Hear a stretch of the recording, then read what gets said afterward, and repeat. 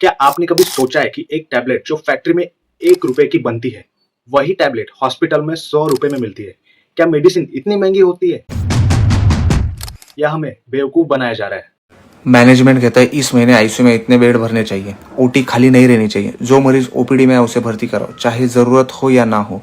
क्या हम डॉक्टर है या किसी इंश्योरेंस एजेंट की तरह कोटा पूरा करने वाले सेल्समैन? मैं आपको एक रियल स्टोरी बताता हूँ। 2023 में राजस्थान के कोटा सिटी में एक पेशेंट को हॉस्पिटल ने सिर्फ 3 दिन में 98,000 रुपए का मेडिसिन बिल थमा दिया, जबकि वही मेडिसिन जन औषधि स्टोर में 7,500 में मिलती थी। पर दवा की असली कॉस्ट कुछ और ही होती है। जैसे एग्जाम्पल के लिए लीजिए, एक सिंपल टैबलेट जैसे पैरासीटामोल फैक्ट्री में बनती है 25 पैसे की, पैकिंग प्लस ट्रांसपोर्ट में लगते हैं 20 पैसे, टोटल 45 पैसे। मार्केट में एमआरपी है 5 रुपए, हॉस्पिटल में 50 रुपए। और एक एग्जाम्पल लीजिए जैसे क्रोसिन, मैन्युफैक्चरिंग कॉस्ट है 20 से 30 पैसे, उसका ब्रांडेड वर्जन की एमआरपी होती है 5 रुपए, और हॉस्पिटल के बिल के साथ हमको जोड़े जाते हैं 25 से 40 रुपए पर टैबलेट। क्या आप जानते हैं इंडिया में ब्रांडेड ड्रग्स का मार्केट 1.5 लाख करोड़ का है, और इसमें से ज्यादा पैसे मैन्युफैक्चरिंग में नहीं बल्कि मार्केटिंग और कमीशन में जाते हैं। मेडिकल शॉप्स को फार्मा कंपनीज 30% से लेकर 50% तक का कमीशन देती है। एग्जाम्पल के लिए लीजिए डायबिटीज की गोली, जिसका जेनेरिक वर्जन 6 रुपए में मिलता है, वही उसका ब्रांडेड वर्जन 60 रुपए में बिकता है।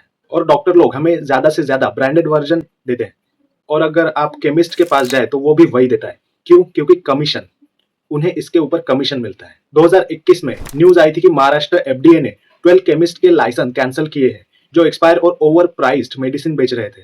प्राइवेट हॉस्पिटल सिर्फ इलाज नहीं, दवा बेचने वाला मॉल बन चुका है। आपको हॉस्पिटल की फार्मेसी से ही मेडिसिन लेनी पड़ती है, बाहर से लेना अलाउ ही नहीं होता। एग्जाम्पल के लिए लीजिए मेरोपेनिम इंजेक्शन, जिसकी कॉस्ट है 350 रुपए और हॉस्पिटल के बिल के साथ जोड़े जाते हैं 4,000 रुपीज।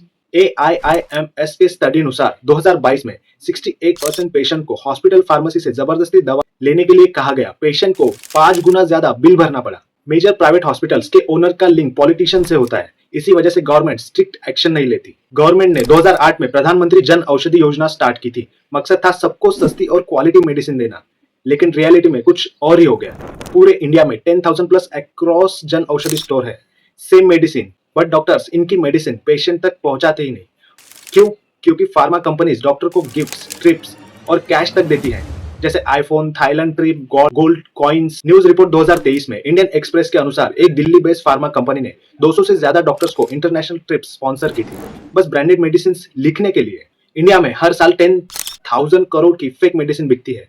2022 में WHO की रिपोर्ट के अनुसार इंडिया में 1 आउट ऑफ 10 मेडिसिन या तो नकली होती है या एक्सपायर्ड होती है। एग्जाम्पल के लिए लीजिए, बिहार में एक फेक एंटीबायोटिक के चलते 8 बच्चों की डेथ हो गई। इन्वेस्टिगेशन में पता चला मेडिसिन में सॉल्ट ही नहीं था। डॉक्टर का ब्रांडेड मेडिसिन नेक्सस सबसे बड़ा स्कैम।